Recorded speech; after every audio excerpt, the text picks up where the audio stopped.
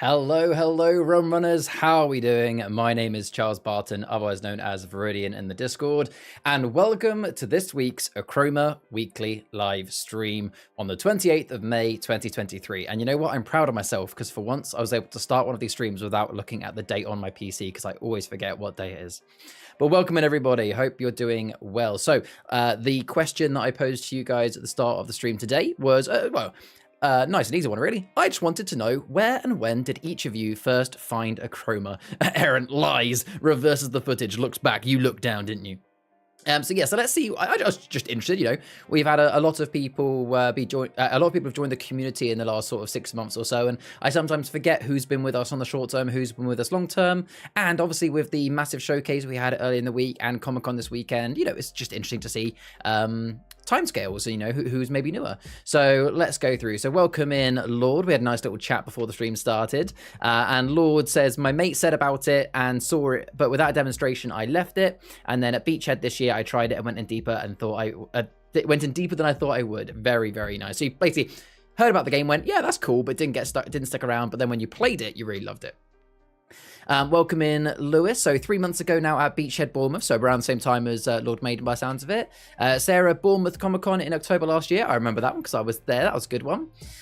Joe, welcome in an ad for local shops at Poole. We've been playing ever since December. Well, good to know that our advertising campaigns are working. Welcome in, Joe. Good to see you.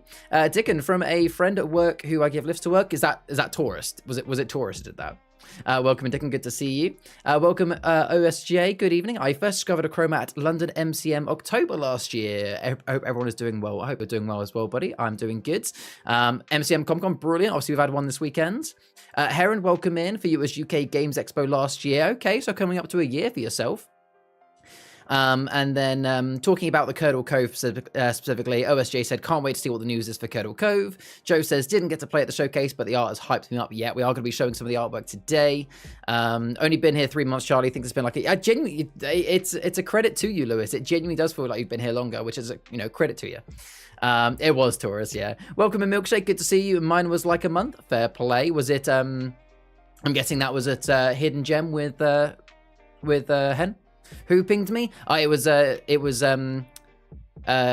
We were talking, the question at the start of the stream, Taurus, was where or when did you first find Achroma? And it was Dickon saying that it was essentially you.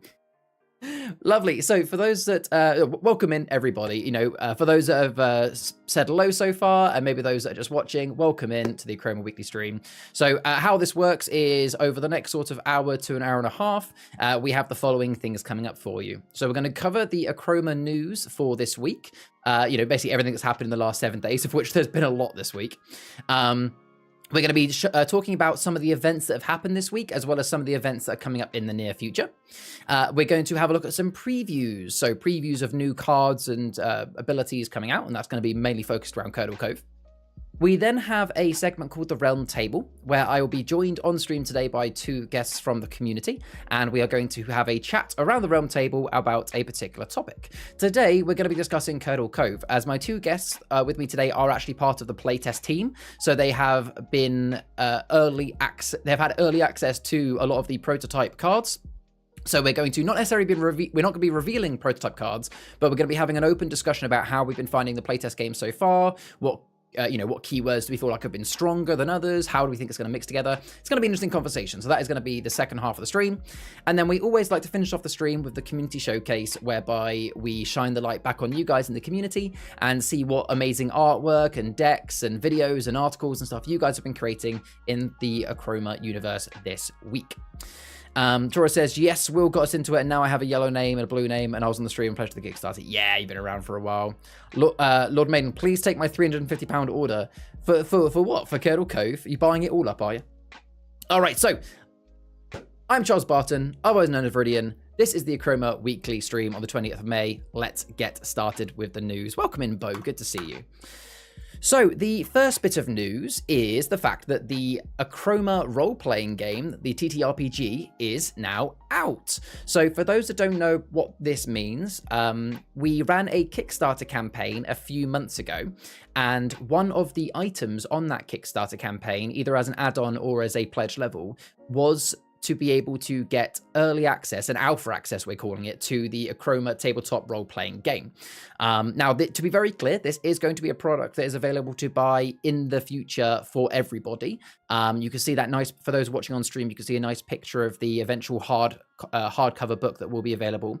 But the main news is that for those that backed in the Kickstarter as an add-on or the pledge for the alpha version of the TTRPG, you should now have access to it. You should have received an email with the ability to download the PDF version.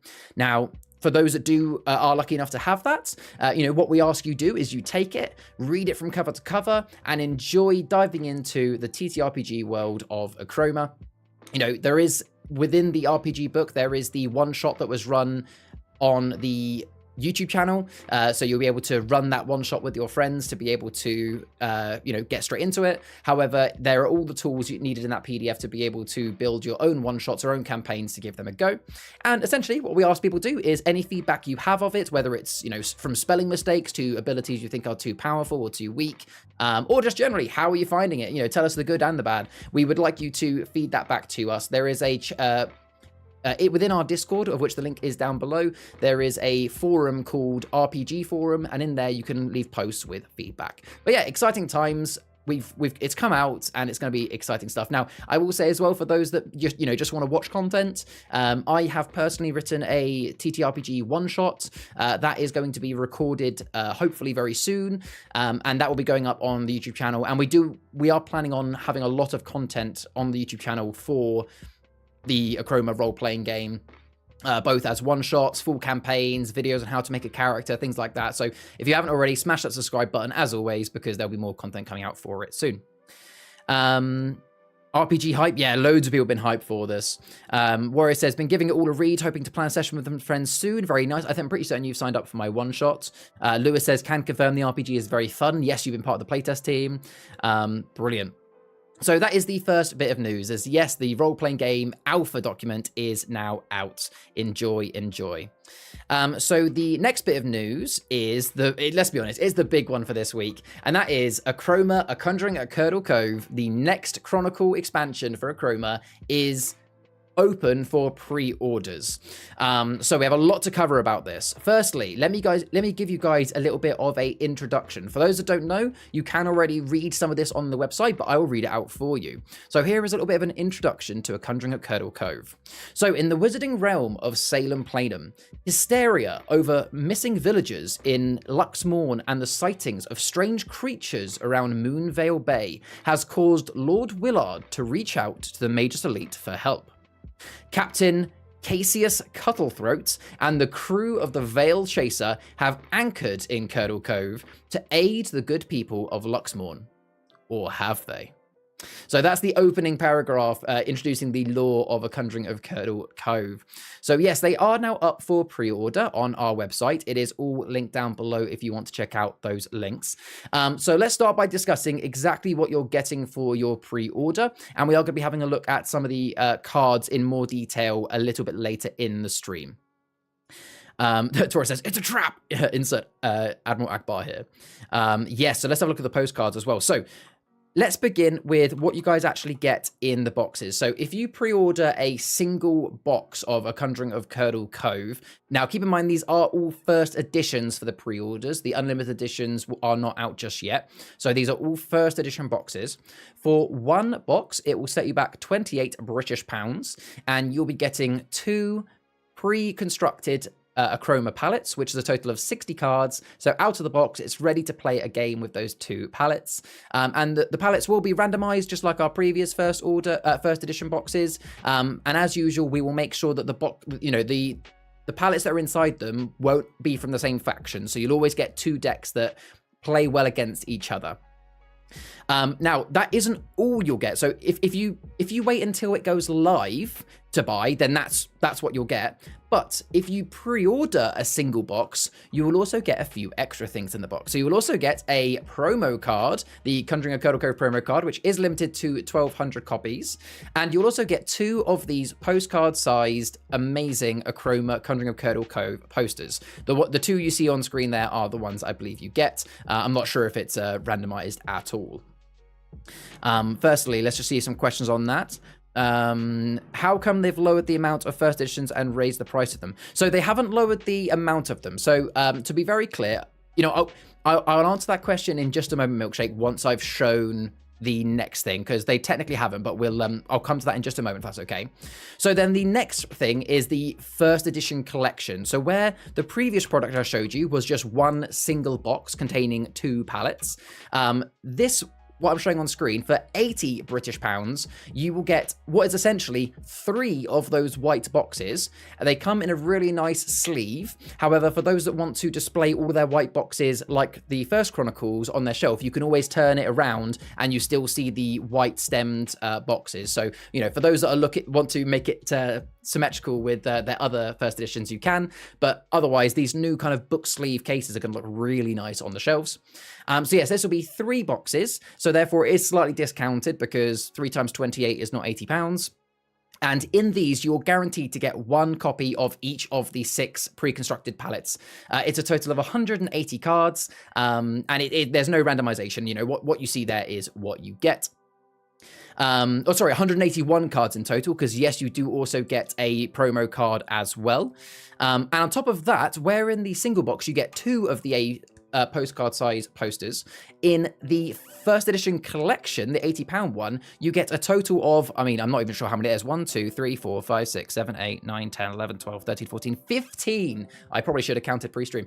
15 of these A6 postcards. They look utterly beautiful. And yes, these are all obviously locations and images that you can probably expect to see on some of the cards, but absolutely beautiful. So yes, that is what you get actually in the boxes. So coming to Milkshake's question. Milkshake asked in the stream, how come they lowered the amount of first editions and raised the price of them? So firstly, let me explain how many of these there are. So in previous first edition releases, Milkshake, there were 1,200 boxes printed. For Conjuring of Curdle Cove, there is also 1,200 boxes printed. So we've printed the same amount of cards, the same amount of boxes. It's just that when you then group up those, technically it's 3 boxes per collection. So what we're doing is we're selling them as 200 pre-built together collections and 600 individual boxes. Because if you take the 200 collections and times that by 3, because there's 3 boxes per collection, it is still 1,200 boxes. It's just that half of what we print is being sold in collections, and the other half of what we printed is being sold in individual boxes.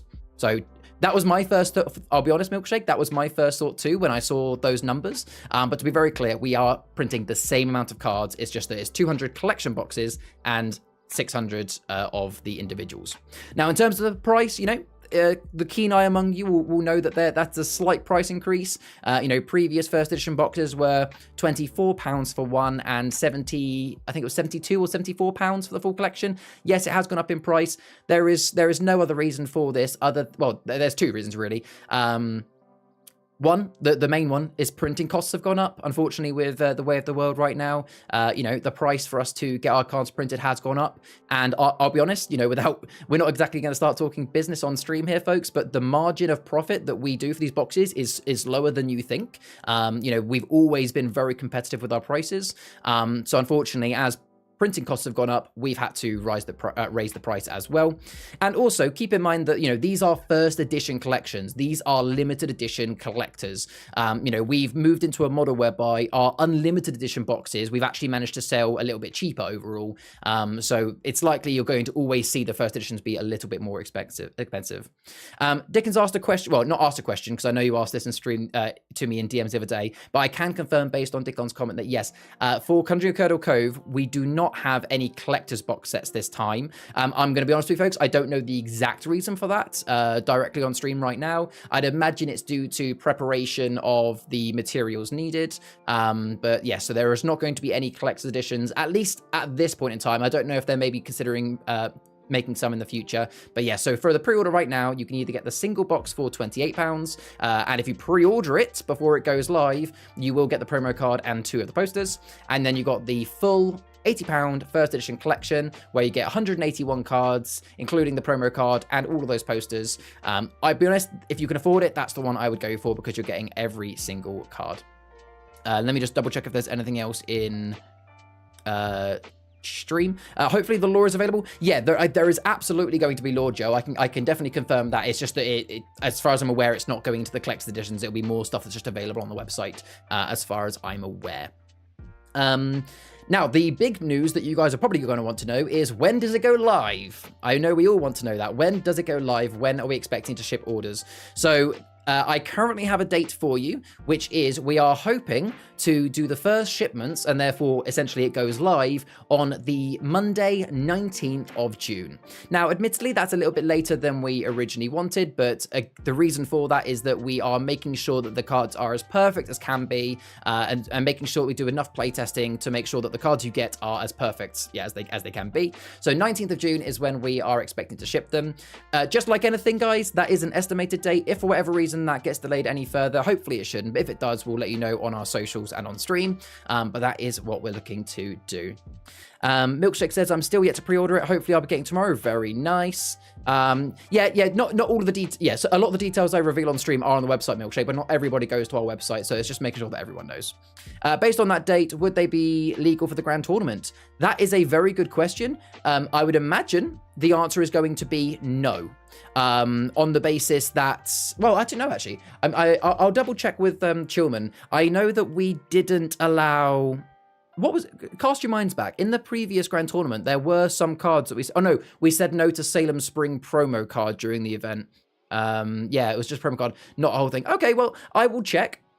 I would, I'd imagine it's probably going to be no, on the basis that it's only just been released the same week that the grand tournament comes out and people might not have been prepared for it. But, likewise, it might be fair game. So I will find out the answer to that question for you, and I'll let you know in socials, and I'll mention it on next stream as well. Very good question, Lewis. Very good question.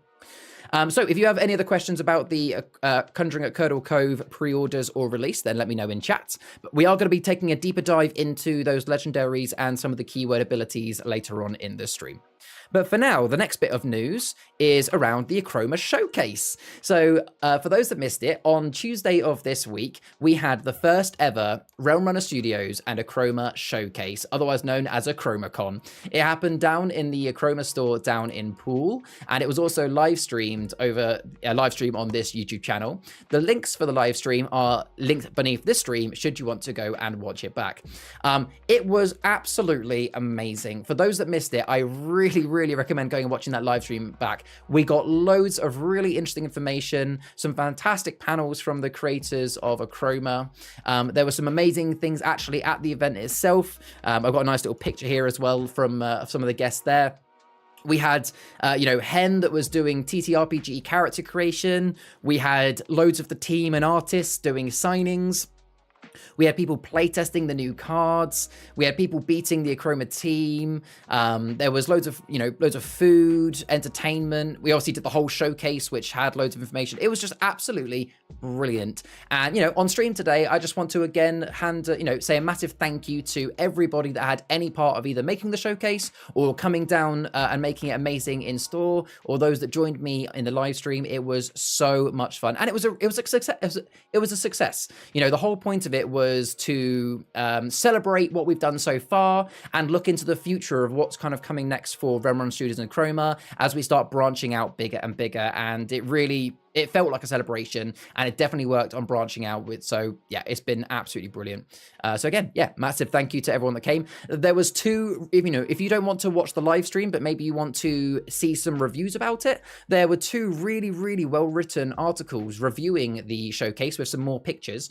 One was from gamingtrend.com and one was from Draco Temple articles by Echo. Both of them are linked down below. So if you haven't already, please go give those a read, because it really does do well at capturing the excitement that was in the showcase. Yeah, fantastic event. And thank you again to everyone that was there. What do we have in the chat here? So Bo says definitely get in the collector's box. I'm guessing you are too. Yep, I've already pre-ordered 2 of the collector's boxes, one for play and one for my folder that gets tucked away. Joe says pre-order is done, very much looking forward to it. Amazing. Milkshake says the website says estimated dispatch date is the 19th of 6th, so depending on shipping we might not have them before the tournament. Yeah, it very much depends on shipping. You're absolutely true, Milkshake. Joe says heck it me, yes, you in the photo as well. Henry, don't. No, I said you first this time. I said you first, Hen. Bo says, is the showcase going to be an annual thing or more, or even just a one-time thing? I don't know if we've committed to an annual thing, but I would play, if I was a betting man, Bo, I would say that the chances are we are definitely going to do this once a year, if not multiple times a year. It's a really nice way of just kind of celebrating what we've done and moving into the future. So yeah, I'd imagine we'd look to do this again because it was a fantastic event. So definitely something to put in the calendar for next year when we have dates. Yeah, it was an amazing event. Thank you, Idol. Can I book a ticket for next year now? Well, hopefully, if we get the date booked a bit more in the future, then we absolutely can. But yeah, so thank you to everyone that joined us in the showcase. The next bit of news is the fact that the Chroma Adventure game is now out. So for those that don't know what this is, within the Chroma companion app, there is a Chroma Adventure. It is a classic story-based mode where it's essentially one of those classic choose your own adventure games where you'll be presented with some lore and a situation in front of you. You'll then get some options that you choose. You know, do you want to cross the rope bridge? Do you want to try and jump over the river? Do you want to do this? Do you want to do that? And depending on the actions you choose, changes how the story goes. It has loads of replayability because when you start your adventure, you choose a realm runner and a realm relic, and there's multiple to choose from. Your adventure will change based on which one you choose. And as you replay the adventure, you'll find new things, explore new places, meet new people, and find new items. There is, for those collectors among us, there is a way to track your progress and see, just how much you've unlocked. So for those that like to try and 100% things, I'm definitely trying to do it myself at the moment, but struggling to get past the mid-60s. There is definitely everything there for you. And the best part is, folks, it is free. Anybody watching right now that doesn't already have the Achroma companion app, you can download it using the links down below or searching for Achroma in the iOS store or Android store. Download the app for free, log in with an email address, and there we go. You have access to the adventure game. It's really, really cool. You also have abilities in it, which you can, each time you reach a new place, you can earn shards, and those shards you can use to use some amazing abilities. It's just really, really cool. Lots of people have been testing the early access version. Thank you very much to those that did test that because it gave us really valuable feedback to be able to build this even better. And for those that don't know, this is just the Curse of Curdle Hill edition. We will be releasing an Achroma Adventure for each of the Chronicles in each of the seasons. So you can expect an Achroma Adventure, the Siege of Draco Temple, in the next season as well. So very, very exciting times. If you haven't already, download the app and get playing it. It's super, super fun. Joe, hitting that classic fighting fantasy vibes. It is really cool. And it has some amazing animations from the animation student Feral Child at the end that are worth watching. Lewis says, I'm saving it for my summer travels, but looking forward to playing more. Yeah, it's the perfect thing to play when you're like stuck in a train or something like that. But yeah, very, very cool. And, here's some, for those watching on the live stream, here's some screenshots as well of what the game sort of looks like. It is very, very cool. Now, speaking of the app in general, there has been an app update. So on top of the fact that the adventure game has been released, as well as the fact that the on top of the adventure game being released, there is also another mode in the app now, which you guys will notice there is one for the Achroma role-playing game. So for those that do have access to the Achroma role-playing game, you will need to be able to keep track of the shard count of your character, as well as roll some dice. Now, for those that backed the Kickstarter, you are aware that you are due to get some dice delivered to you. We are still working on those. But in the meantime, you need to be able to roll some dice. And as these dice aren't your usual D20s and D6, we wanted to make sure you guys had a way to play the game. So anybody, again, it's free on the app. There is a section on the app called Achroma TTRPG now. And when you click into that, not only can you then control your character shards, but you can also roll up to 10 dice at a time, which is really, really useful. So yeah, if you haven't already, definitely download the Chroma app because it means you can actually get involved with that as well. We have also had some further updates to the app as well. You can now scan in your currency cards.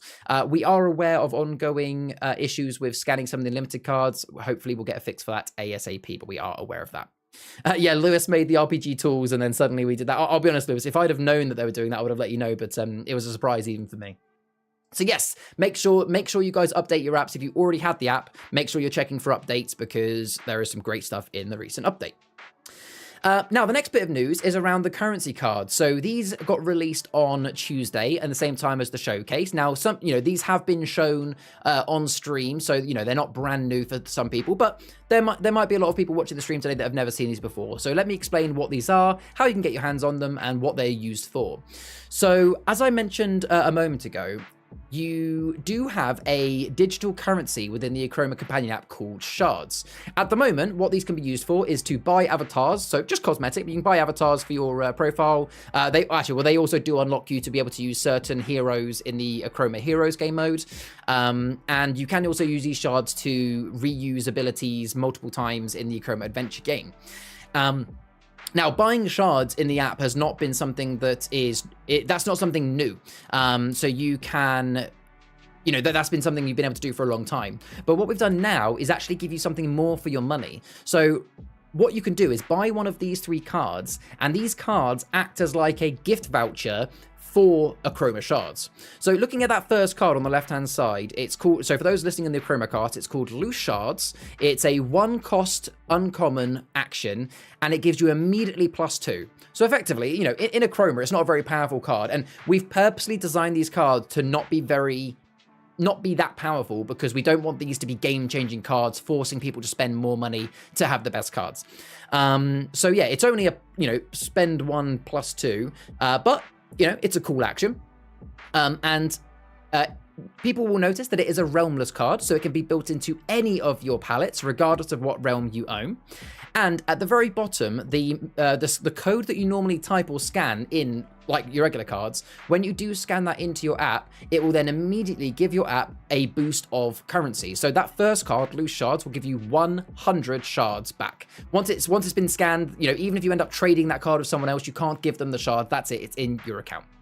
The second card is called Pouch of Shards. It's a 3-cost action, yellow, red, and teal, for those that want to know about the colors, and it immediately gives you +5, so a net gain of +2. So, it's definitely a good card, and if you put that into maybe a Flutterby deck, where you can already reduce red and yellow quite easily, then actually that might be even more worth it. Yeah, very, very cool card, and when you scan that one, you'll get 300 shards. Dickon, tablet is almost out of power. Oh no! If you do happen to drop out, then have a lovely day, buddy. But great to see you anyway. And then the last one is called Haim Shard Cache. So this one is the most expensive. It is 5 shard costs. It's quite expensive to play, but that does also make it good trade fodder for decks like Traders and Achroma. When you play it, it gives you an immediate steal 3. So again, it's only a net gain. Well, it's actually a loss. You're actually losing 2 shards overall, but you're stealing 3 from your opponent. But like I said, it's good trade fodder as well. And with that one, when you scan it into your app, you'll get 500 shards back. So overall, very, very cool cards. So if you want to buy those now, they are available on our store, which again could be linked down below. The cost for the Loose Shards is £1. For the Pouch of Shards, it is £3. And for the Haim Shard Cache, it is £5. So definitely good value for money, considering you're getting a playable card and the currency. But the good news is, because they are not overpowered cards, they're relatively underpowered, you could argue. If you don't want to spend the money, they're not cards that you need to have in your deck, but they're nice cards to have should you want. And they are available now on the website.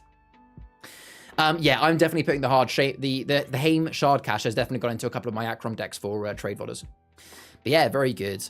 Joe says, check out a Curdle Cove rare for combos with the current cards. So we are going to have a look at some of those cards today, Joe. So maybe later on when we get to the realm discussion, you could tell us that, and we could have a little chat about that if you want.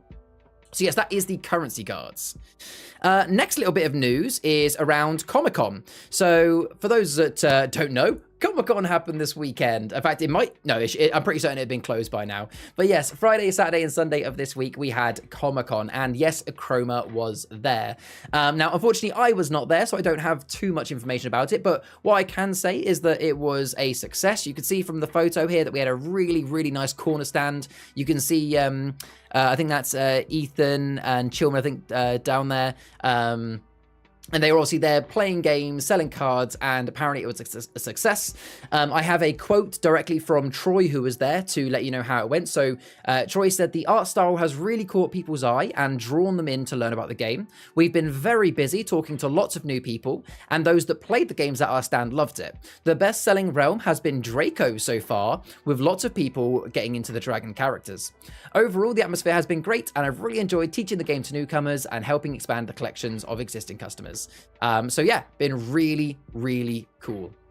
Welcome in, Jack Stretch Jones. Actions, yes. Going back to the, if you're referring to what we were just talking about, these action cards. These are realmless action cards that can be used to increase the currency in your app, as well as going into your palettes as realmless cards.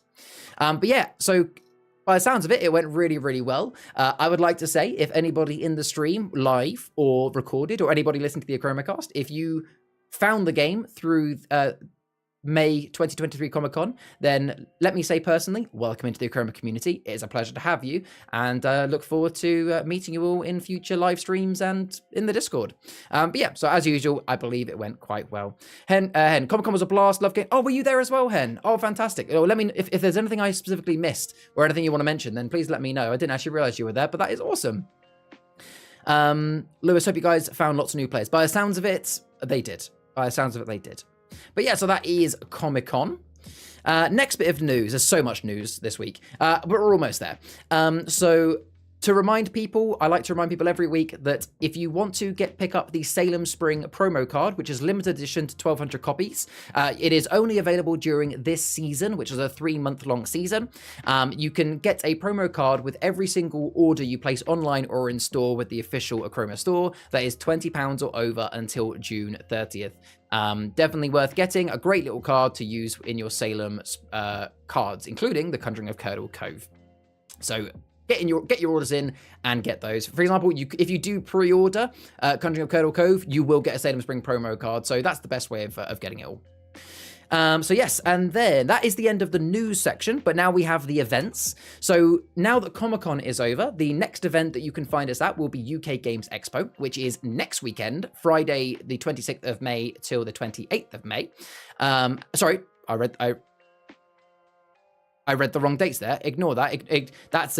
That's wrong. Ignore the date there. It's the 2nd to the 4th of June. It's the one underneath it. I read ahead. I think this is, for those that were in the previous live streams, I'm pretty certain this is the image we had where it also had Comic-Con and it's been cropped. So it's the 2nd to the 4th of June. Next weekend. Yeah, I think it's because it's been cropped from a previous image, Lewis. At the NEC in Birmingham. I will be there, but not with the Achroma team. I'll be there on the Saturday, but I'm sure you'll probably just catch me. I'll be going around with my wife, checking out other board games. But yeah, it's going to be very, very fun. So if you want to catch the team, maybe get some things signed, or maybe play a few demo games before you pick it up, then definitely catch us at UK Games Expo. And we have another new event to mention. So for those that were there at the showcase, they will know this has already been shown there. But we now do have a date for our Spring Grand Tournament.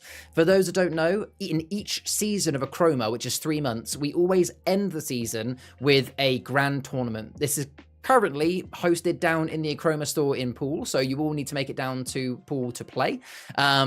There will be limited spaces and tickets will go on sale soon. It will be like last time where it will be a few pounds to enter the tournament because there are going to be some big prizes for, you know, many winners. And we'll have more details as we get a bit closer. You know, there might be some rule changes or different ways we do it based on the feedback from the previous tournament. But for those that were in the tournament a few months ago, they had a lot of fun, and the general feedback was that it was really good. So we would love it if you guys could join us for the Spring Grand Tournament. If you have any questions specifically about it, then let me know and I can try to answer them, but we'll have more details about this in the coming weeks leading up to it. And as soon as the tickets go live, we'll let you know on our social medias as well. Give me tickets. Hoping to be there. Yeah, I'm hoping to be there too. Ria, when do we get back from our holiday with the family? Hopefully I can make that one, but I just suddenly thought that might actually tie up. No, I'm pretty certain we're back then. I'll be there. Oh dear, someone's left the lights on the ship. Yeah. Don't forget, this is actually Curdle Cove artwork. Read into that what you will. The day before. Okay, so I might be going straight to that after our holiday. Ria says, look for a wholesome blonde man with a feral gremlin in a wheelchair. Oh yeah, that's for us at Games Expo. So yes, that is the events that are coming up. Hopefully I could be there this time. Hopefully so, Heron. Merfolk, yeah. I probably arrive half dead, yeah. So, next, let's have a look at some previews. So let's preview some of Curdle Cove and get yourselves excited for it. Now, everything I'm about to show you isn't necessarily brand new. Depends on where you've cast your eyes, because firstly, we're going to talk about the legendaries and the factions of Conjuring of Curdle Cove. These are on the website currently, but not everyone has seen them. So let's reveal them with some vigor, and also make sure that everyone in the community has seen them. So, starting then with the Veil Chaser Voyages. So that is the name of one of the factions, the Veil Chaser Voyages. They come with 2 new legendaries, Captain, if I'm saying this right, Cassius Cuttlethroat, and the ship itself, the Veil Chaser, as you guys will probably recognize from the promo card and promo images.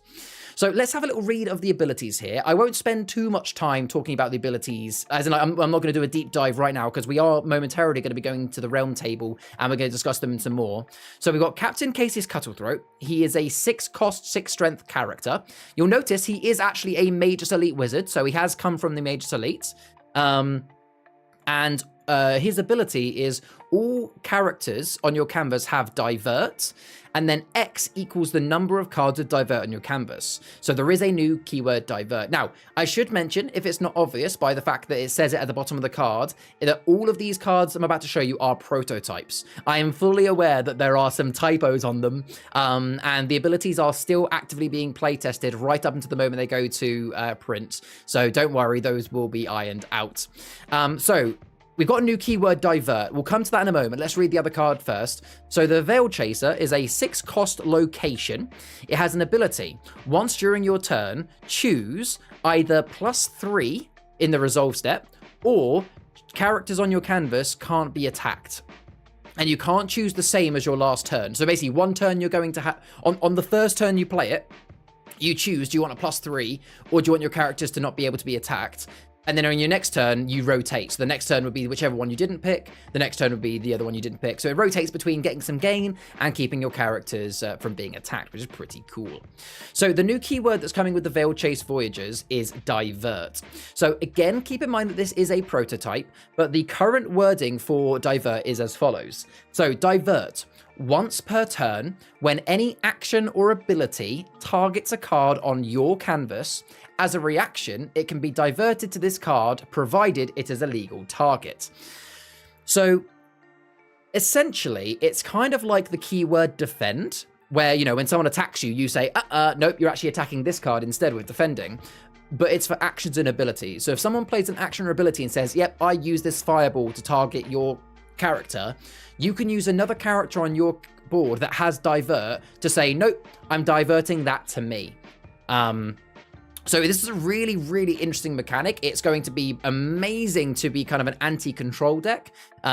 You're definitely going to want to pair it with some protection cards. So, you know, imagine if you had a card with protection and divert. So anytime someone, plays an action to try and wipe out one of your characters, you divert it to the card with protection, and now they take no damage. It can be very, very cool.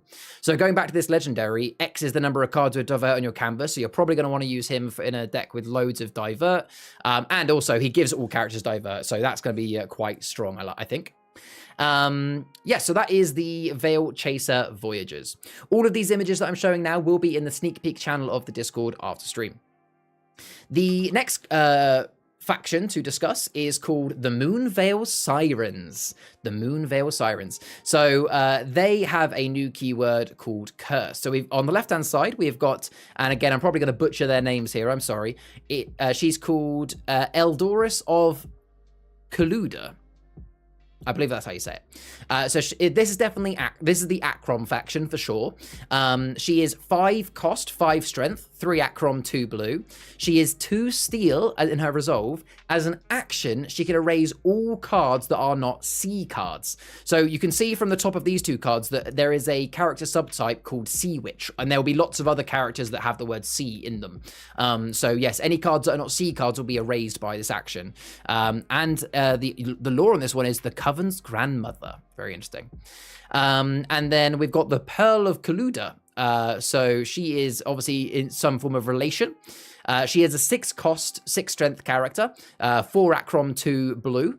She's a -3 in the resolve. That's the first time we've seen a -3 on a card, because I'm pretty certain before that we've had steal 3, but I don't think we've had a -3.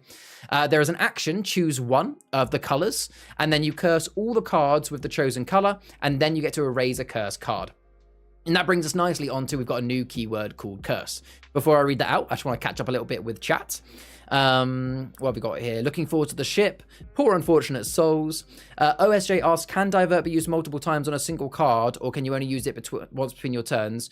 So each divert can only be used once per turn. Yes, as Lewis says. And yes, very much subject to change prototypes. Heron says, so looking forward to playing both of these two. Yeah, they're cool. So the keyword curse, again, keep in mind, folks, definitely subject to change, but the way curse currently works is as follows. Choose a card to curse, turn it sideways. It's actually quite a simple mechanic when you think about it. So if I was playing a card that cursed one of your cards, you simply just turn that card sideways. That card is currently cursed. In the way the curse currently works, it does nothing. It's just turning it sideways. However, you might be thinking, Charlie, that sounds incredibly useless. Without me revealing a ton of prototype cards, there are a lot of cards coming out that have abilities that give you some crazy effects based on how many curse cards there are out. So this is very much like, if you think of, in classic mythology, if you think of, like, you know, that type of dragon you sometimes get where, like, one head is poison, one head is fire. So it breathes poison and then fire to explode, or like a gas then explodes it. Where, you know, just when the gas comes out, it doesn't really do much. But when the fire lights it, kaboom. It's kind of, curse is kind of like that. It's not you just do one thing and then it's done. You set up your curses and then play cards which capitalize on it. So in this situation, you can see the legendary has just a razor curse card, but she also curses a lot of cards. It will be very cool, and for, you know, I am a playtester myself, I can confirm there's some very, very cool cards in there, but keep in mind, subject to change, so who knows. So then the last faction is called the Free Folk of Luxmorne. So these guys are basically the villagers that live in Luxmorne town. Oh, sorry, before I go to this, I should have mentioned, I forgot. Going back to the Veiled Chaser Voyages, we mentioned the keyword divert. Something I wanted to mention is that the keyword divert is not a Conjuring of Curdle Cove exclusive keyword. Divert is going to be a new global keyword like protection, defend, find, dig, reveal.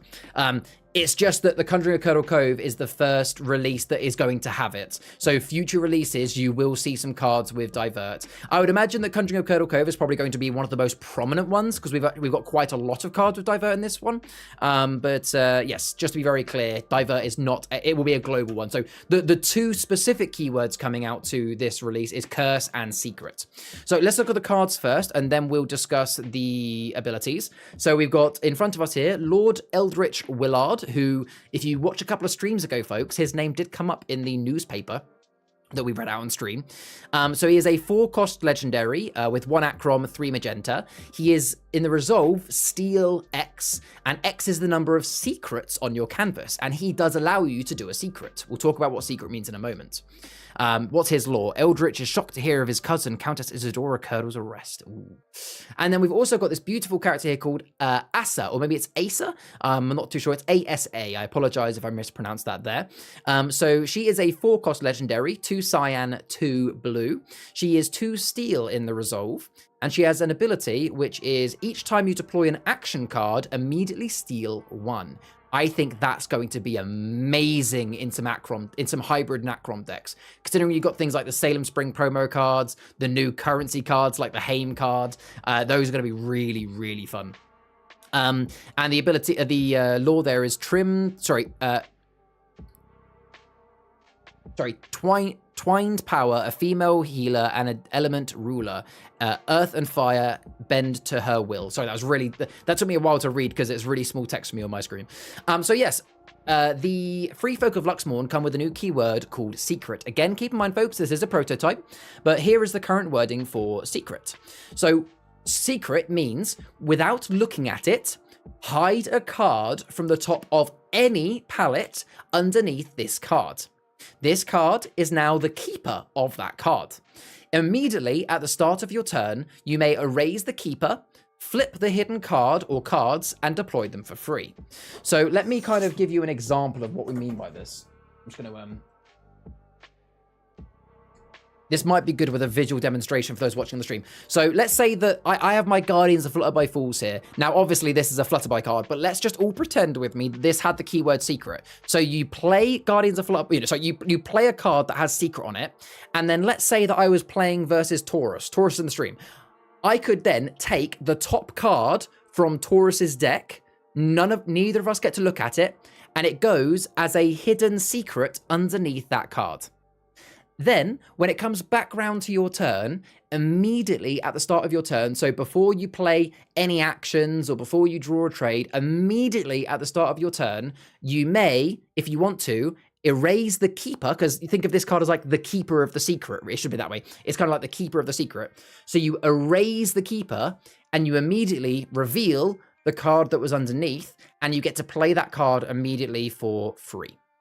So that's the basics of secrets, which is going to be really, really cool. You know, we'll talk more about it when we get into the realm table, but this keyword secret, it seems really, really awesome. It has lots of bonuses to it. Ew, I could accidentally play a Copper Joss. Yeah, you absolutely could. If you're playing against a Flutterby deck and you take a secret from the top of someone's deck, you might have just taken their Copper Joss. Absolutely. Let's see what else has been said in chat about these. So we've got... Captain Cuttlefish from Splatoon, it would appear so. Eldritch Willard, totally a good guy. Yeah, I'm sure he is, Joe. Yeah, I think it's going to be twinned. Joe says, Acer and Apollo plus actions that gain equal profit, who I was referencing with the currency card. Oh, yeah, absolutely. Going to be some really cool stuff there. Yes, yeah, pair secret cards with Green Raven, because keep in mind, actually, that's a really good point to bring up for those who don't know, because the Conjuring at Curdle Cove is within the same realm, the Salem Planum, as one of our first Chronicles, Curse of Curdle Hill, you will be able to mix these cards when you build your palettes. So you could build a palette with a mixture of Curse of Curdle Cove and... Conjuring of Curdle Cove and Curse of Curdle Hill together. So yes, Green Raven is a really good card that once per turn allows you to look at the top card of other players. So what you could do is, in a 5-player game, you could use Green Raven to look at the top card of each person's palette at the end of their turn, and then on your turn, you know exactly which person you want to target with Secret. It'd be a very, very cool combo. Yeah, basically gambling mechanics if you don't have Raven. Yeah.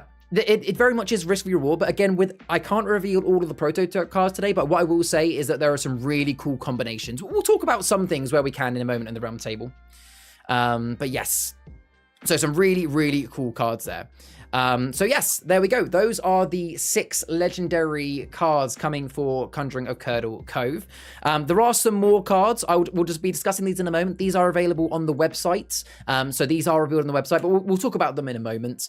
But that brings me nicely onto the end of today's news, events, and previews. So there we go. If you have any questions about the news, events, previews I've mentioned, then let me know. Cool, thank you. That sounds like a fun mechanic. Yeah, they all seem really cool.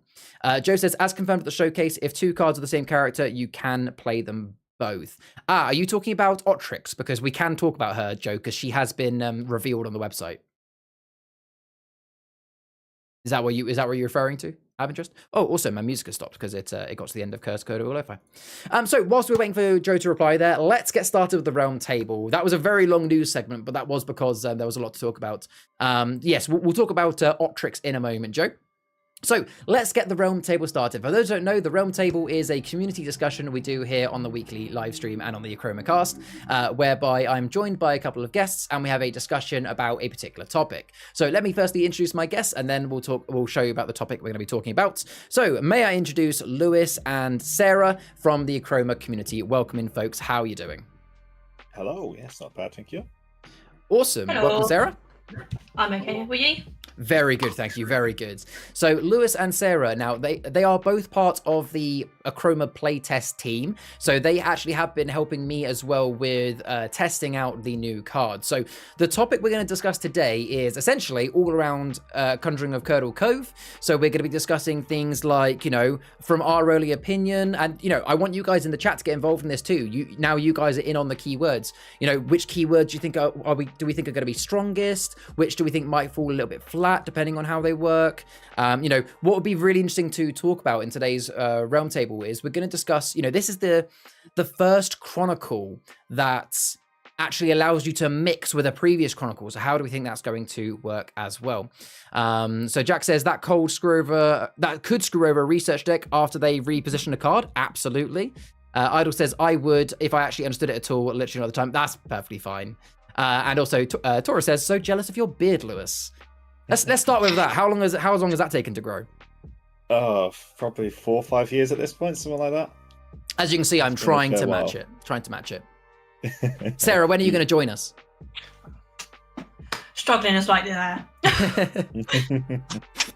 Welcome in, Wolfen Stream. So let's start with the keywords. So we'll do it this way. We'll start by talking about the keywords. Then let's have a look at the legendaries in a bit more detail, and then we'll end with a bit of a discussion on where do we think it's going to sit in the kind of the strength. So starting with the keywords, then. So we'll come to you first, Lewis. What's your thoughts so far from playtesting? Let's go in the same order we reviewed on stream. Divert. I think Divert is going to be really interesting. It definitely changes the way you have to play the game quite a lot. And yeah, it's one of those cards that is, if you aren't running Divert in the deck, I feel like you probably built the deck wrong. Because it's always good to have something that you can be like, well, my cards are safe because you can't target them until you get rid of this other thing first. Yeah, I feel like especially again thinking of mixing with Curdle Hill as well. I think one of the new Rise of the Realmware expansion cards is Delilah's Elixir. I'm thinking of Elixir, the one which is 1 cost, and when you dispose of it, you give a character protection. I'd imagine. Oh, actually, no, because you can't dispose. And okay, so this is a key thing to mention: is that you cannot use dispose and divert in the same reaction. So I guess what people are going to have, or defend for that matter, yeah. So I guess what you probably want to do is, yeah, you want to have at least 1 divert card in every deck, and some way to give it protection, maybe like Delilah Crockett. I don't think it even needs protection. I think it does its job of it just gets rid of a removal spell, or removal card, should I say. True. Because it's protected the thing that you cared about actually keeping on your board. So effectively it's done its job with protection in the same way, but you can choose when to use it. Very true, but with the fact that there is good ways of getting protection out in between Curdle Cove and presumably, Curdle, I am mixing those two up like no tomorrow. Because there is quite a lot of ways to get protection out thanks to Curdle Hill, I'd imagine that is going to be a strong combo. What's your initial... Definitely. No, go on. I was going to say, I've done Divert having protection in playtesting, and it is definitely very strong and very good, yeah. But it is not needed for Divert to be a good thing. Oh, yes, yeah, yes, not needed. What about you, Sarah? What have you thought about Divert so far? In a few games where we've tried it, every time I've gone to, say, steal one of Lewis's locations and he's had Divert, he's changed it for me to steal something else. Yeah. Oh, yeah. Oh, yes, of course, you could divert it. You can divert things like claim and stuff as well, yeah. Because it's not, it's not just... Well, is that because, are we right in saying that divert is actually the first keyword that actually is a counter to things like claim and restrain? And bounce and all those sort of things. Yeah, very much so. And role reversal. Oh, I didn't even think of that. Because those currently are cards that you just have to accept. Yeah, I think you've hit the nail on the head there, Lewis, of saying divert is one of those things that even if it's only 1 or 2 cards you throw into your Salem Planum deck, you need to have it, right? You really do. Yeah. And I don't think we've had too many revealed. There was the card actually that I didn't realize had been revealed, which was Kelby. Who has got divert and protection at the moment, which is a very strong. It is a rare card, so it does take up a rare slot, but it is very good to have. Which one is this one? Sorry, divert and protection. Top right, Kelby. Top right. Snake. So these are cards that have been revealed on the website, folks. Again, these are up exchange. So yeah, we got Kelby, 3 cost. Oh wait, I didn't even notice that we had that. We've got a card with divert and protection. Oh, I mean she's a rare, which I guess makes sense. But wow, that's epic. Yeah, that would have to go in a deck. Yeah. But obviously with divert, it has to be a legal target for the original things. So if I go to what is it? The ice one. Can't remember what it is. Breath of Ice. Yeah, if I go to Breath of Ice location, you can't divert it onto Kel because she isn't a location. Yes, it has to be a legal target. If it was Fireball, where it was a raid to character or location, and they tell you location, you can put it onto Kelby. Yes, and we have had it confirmed as well with Chillman that cards like Serrano, where it's like choose either character or location, and your opponents have to erase that.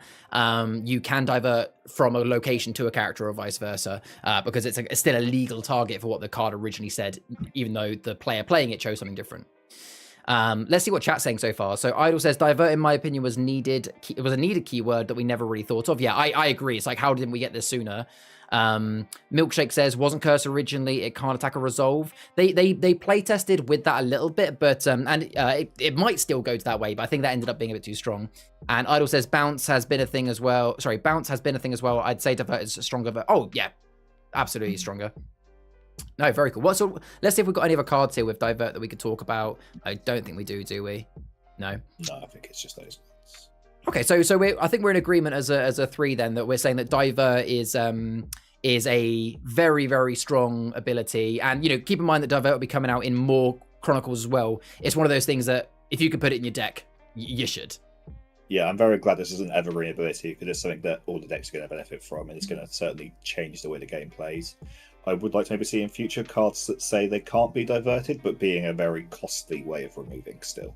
So maybe they cost 2 shards more than their original one, than the other ones would have, but they can't be diverted on them or something like that. Yeah, that could be good. I think that would work. Yeah, absolutely. So let's talk about the next keyword then. So we've got curse. So Sarah, I'll come to you first. How have you been finding curse so far in playtesting, or what's your initial opinions of it? I do think it's going to be quite good, because especially for Achroma players, which I'm not, you can get drain up to 14, 15 a time with my card. Yeah, some people in the store and playtesting did that. But I do think it's going to work really well. What's your opinion on the whole kind of like the fact that you've got to curse first, action later, or, you know, action after? I do think that will work, because it'll make people have to think harder before they make their moves. Because normally people play their actions before they do anything else. Yep, very true. So you're going to have to play curse your cards, and then at the end of your turn, then play the action. Yeah. What about you, Lewis? What's your initial thoughts on it? I wasn't originally sold on curse. After playing with it, I'm coming around to it a bit more, but I'm still not entirely sold on it. I feel like the setup is too much risk for the reward it gives. Because it's too easy for you to curse a few cards and they just get rid of those curse cards by either attacking into things to remove stuff, so you haven't got cursings on your board, and that sort of thing. But yeah, it'd be interesting to play a bit more. See how it goes. So this has been a discussion that we've been having amongst the playtesters for a while of, you know, should cursing a card do something as a passive debuff whilst waiting for something else to happen? And I think the reason why currently it's still a case of, you know, when you curse something, nothing happens. And again, chat, you know, all of the chat, get involved in this. We'd love to know your opinion. Is that without revealing all of the prototype cards, there are quite a few curse cards that benefit from having loads of cards be cursed amongst the whole board. So the idea is you kind of want the entire board to be cursed so that you can get some big payoffs. Now, if there is one that has been revealed in that same image, Moonveil Harpy on the top row in the middle. There we go. That's a perfect example, actually. So action, -1 for each card on all canvases that are cursed. So yes, you can curse other people's cards, Python. So it's not just you cursing your own. So basically, some cards come cursed. So see Moonveil Harpy. I appreciate the text is quite blurry at this zoom in, so I apologize. But Moonveil Harpy is a cursed character. So they are already cursed. They are permanently cursed. They can't, you know, that's it. They're cursed.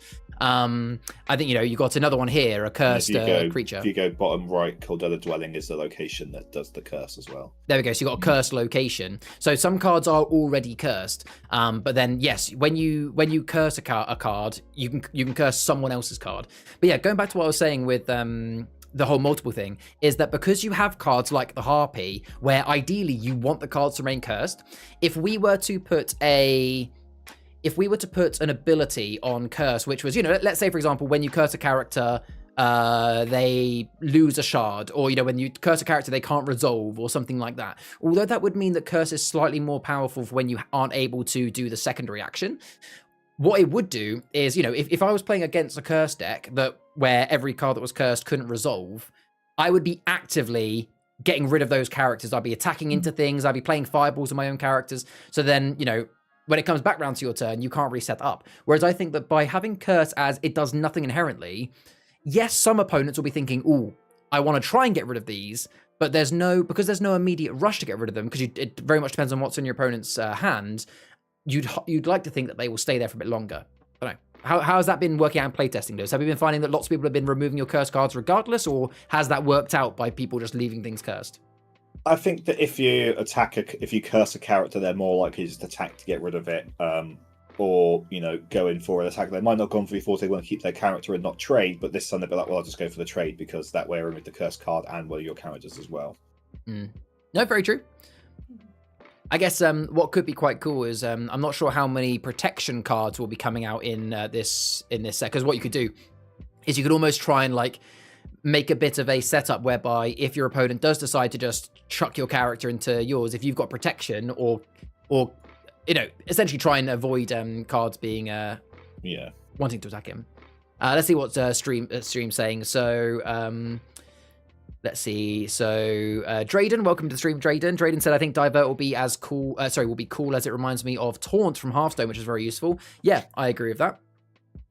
Jack says, if you have a spell that targets multiple cards, can you divert all to one card? No. So if I played something like cards that do blankets, it's not being targeted. So no, you can't. So if I played Chromatic Extinction, you wouldn't be able. I mean, to be fair, you wouldn't be able to do that anyway. But if I did Chromatic Extinction, you wouldn't be able to divert something. Correct me if I'm wrong, Lewis, that is how we're playing, isn't it? It's cards that target. That is, yeah. Let's say a Breath of Fire, though, and targeted two things, you can divert one of them because you're going to use one divert per reaction time. So yes, you can only ever divert one thing because you only have one chance to divert per card that's played. But if I play cards like Chromatic Extinction, Drain the Woods, Achroma, not Achroma Haven, what's it called?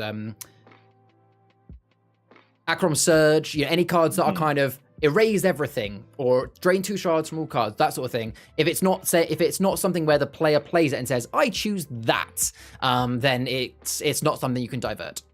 Yeah, that's right. What else have we got in the chat here? Wolf says, I may have had a 14 and then 15 drain in one turn. That's beautiful. I'd love to hear it.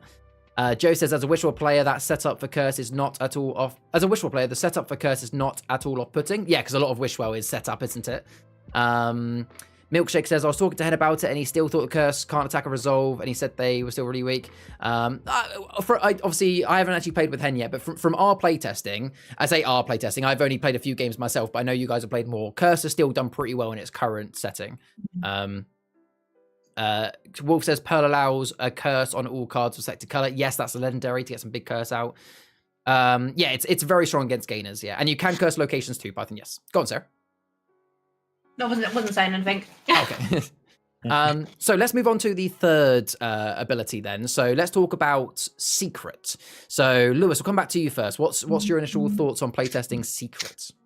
It's just really fun. That's really what it comes down to. Secret is just really fun to play around with.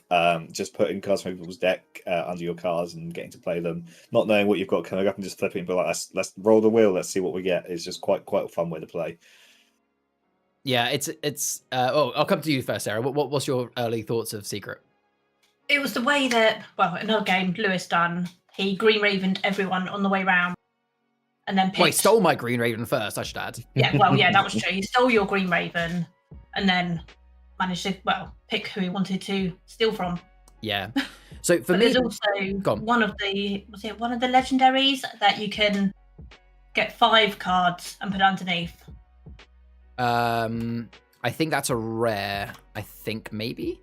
Yeah, I don't think that one's been revealed yet. But no, it was that's showcase. Fine. Yeah, it wasn't the showcase, so we won't talk fully about it. But yes, there is a card which allows you to pick up 5, basically do 5 worth of secrets under one card, which is huge. So yeah, my early interaction of Secret is that my initial thoughts were, those that know with playing with me, I've never been a fan of gambling cards. I'm not a big fan of cards that are like, draw 2 cards, trade one of them, because I don't like I like to know what I'm doing and don't like to waste cards. And with Secret, my first thought was, actually, why would I want a Secret? Because, I'm having to erase a potentially good card on my board for something that, you could turn over an object of power and actually you have no characters to put it onto, and you don't really want to put it, that means you have to put it on your opponent's character, So there are times where Secret is a bit random, but what I like about Secret that initially you don't think about is that because you can choose it from other players' boards, you don't even have to reveal the secrets. You could play a secret deck where you don't actually care about revealing them. All you're doing is taking cards from other people and putting them underneath your locations and characters. Because when if they erase that character location, the cards just go to their dregs anyway. It's effectively one of the best ways and this is actually one thing that you guys can vouch for me. I've always said Achroma doesn't have enough discard. There's maybe about 2 or 3 cards per realm so far we've seen that have a way to discard cards.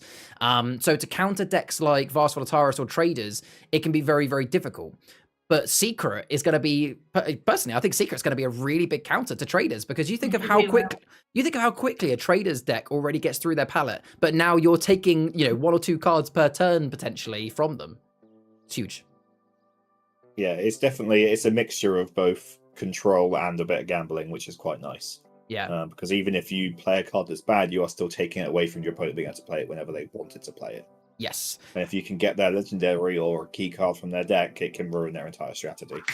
Absolutely. So let's see some of the other key cards. So some of the secret cards we've got. Actually, you know what? Now we've actually spoken about all 3 keywords. Let's have a look at some of the cards we haven't spoken about here, because I should have done it for each keyword. So we've got Apollo here.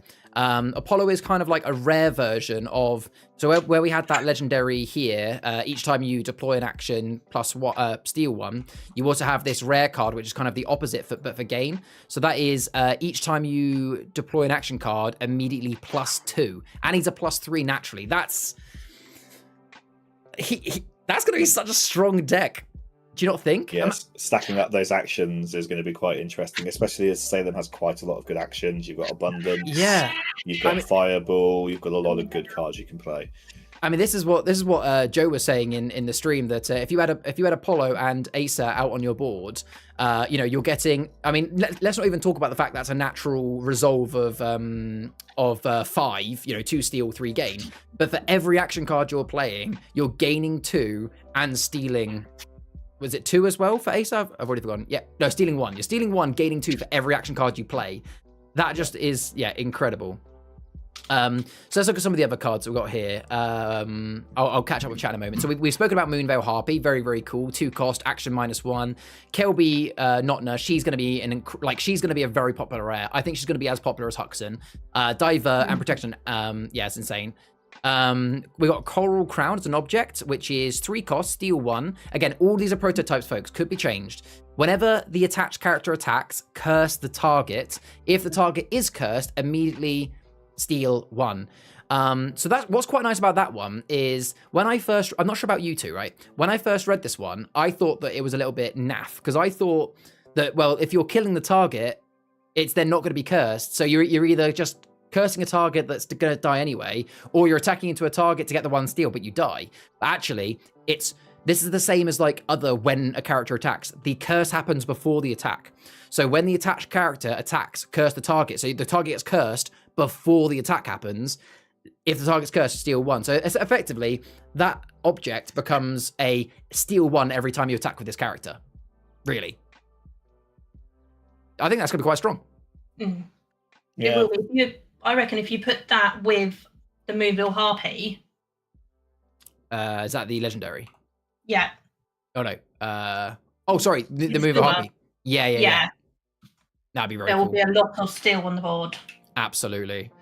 Very, very cool. Then we got Luxmorne Fisherman. So 3 cost, +2, secret. Now, to be very clear, where that says secret, folks, that needs to be reworded to action secret. It's not like once per turn secret. It's just 1 secret. That's very cool.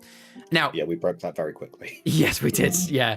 Now, I see that Milkshake's spoken about Selkie. So Selkie, or Darkwater Selkie to be exact, is action. Find or dig for Izili Algae, if I'm saying her name correctly. If Izili Algae is on your canvas, erase the card.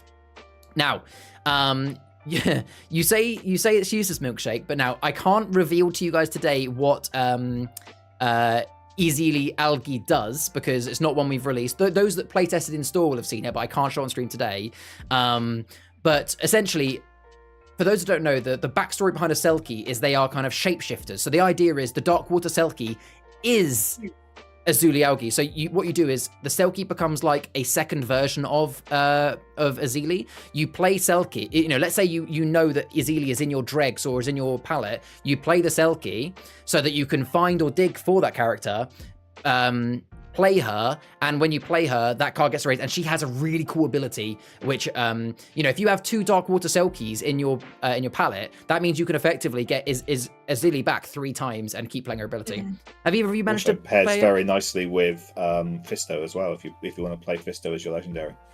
Yes, absolutely, because with Feast of your Legendary, you get the shards back. That's a very good point as well. Have either of you two had a chance to play with Selkie yet? Have you had any use out of that you're aware I of? haven't yet, no, because I've been focusing more on the keyword gameplay rather than building decks around that sort of stuff at the I moment. might have to have a play around with that one. Yeah, I think so. like I think so. Let's see what else we've got in chat here at the moment. So Taurus says certified split decision and fishing.cater. Yeah, pretty much. Joe says there's definitely power in the unknown, and Apollo is basically a free abundance of quintessence. Yeah, I absolutely agree with that. Yeah, it's very, very cool. Yeah, Milkshake, I didn't find Ezzy Algae that good. Fair play. I mean, we are doing more play testing. If we find that she's not very useful, then she might get buffed a little bit before release. Who knows? It's all subject to change. And Drayden says, as Apollo is immediate, it would allow for placing cheap action card, then another practically free. Yes, but keep in mind that the immediately comes after the cost. So let's say I was currently on 2 shards and I had an abundance of quintessence in my hand. You can't play, even though I'm going to be spending 2 to immediately gain back 2 and then 5. If I was only on 2 shards, I couldn't play something thanks to Apollo. You still have to have the shards to, it's a case of play, do the cost of the shards to play the card, then get the +2, then the abundance. What else have we got here? 3 more cards here. We got a rare Barry, or is that Barry? Bahari, I imagine it is. Characters on your canvas have protection from curse cards, so that's another reason to spread out your curse. Either of you had a go of that one yet? I haven't, no. For me, it felt like there were better rares I could run, but I was mainly combining it with other cards from Salem and the Realmless cards as well. That's fair enough. But I think in a vacuum, in just this realm, it's a pretty decent card. But I think there are better cards throughout Salem to put in instead if you're going to be deck building. I agree. If you're doing like a fully cursed deck, very strong. If you're doing a mix and match, probably not as much. Would you agree, Sarah? Yeah. I'm thinking maybe more towards a C deck at the moment is what I'm more thinking towards. Okay.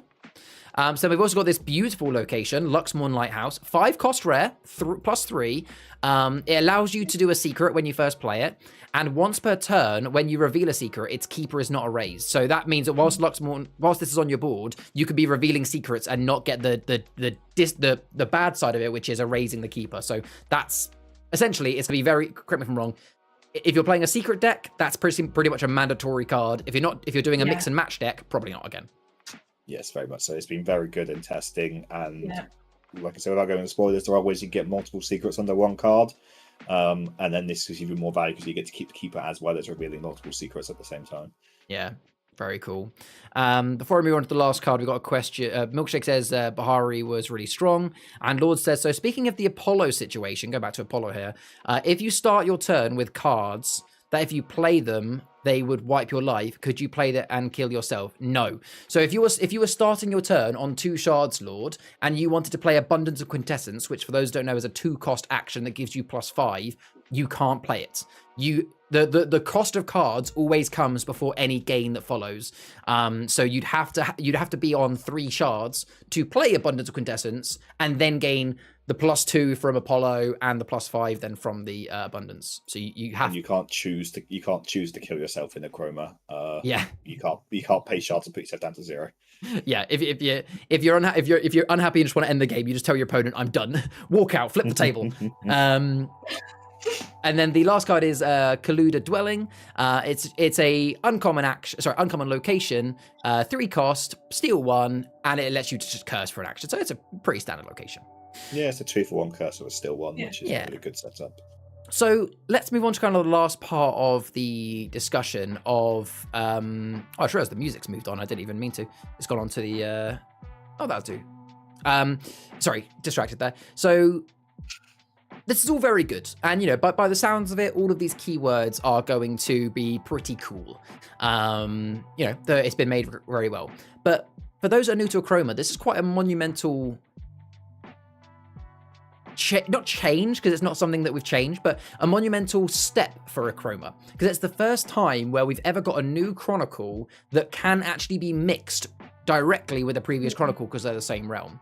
So for the last little bit of discussion, again, guys in chat, get used to this. I want to have a discussion of how do we think that that is going to affect things like competitive play, new players, deck building? Do we think it's going to be good, be bad, be ugly? What do you reckon? We'll come to you first, Lewis. Oh yeah, I think it's going to be really interesting. It's definitely going to change up the way you play them quite a lot. Even just through play testing, we're combining the cards into existing decks that I've made before and adding in some new cards to change them up a bit. And yeah, it just kind of brings a bit of a refresher in, and it also makes some interesting deck building strategies. The way you can mix up cards, this is like you can bring in your classics like Fireball and Abundance that still go in most decks you build, and say them play them are going to still be put into these decks you build in for the new cards as well.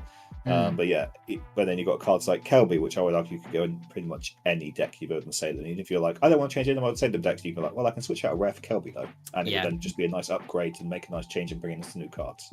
But just like with any new cards coming out, what's hard about that is most of us probably have some really, really nice Curdle decks, and it's like, what do you take out? Like, you think, oh yeah, I really want to put in that lovely new rare, but then you look at your rares and go, but I love all of these. So it gets harder and harder, doesn't it? What do you think, Sarah? How do you think it's going to change? It was a bit like when we got the expansion cards. It was so hard to decide what to up and keep in. But I do think we will get there, but it may take a little while to work out what to play and what not to play. I think my biggest worry would be like skipping forward like 4 years time.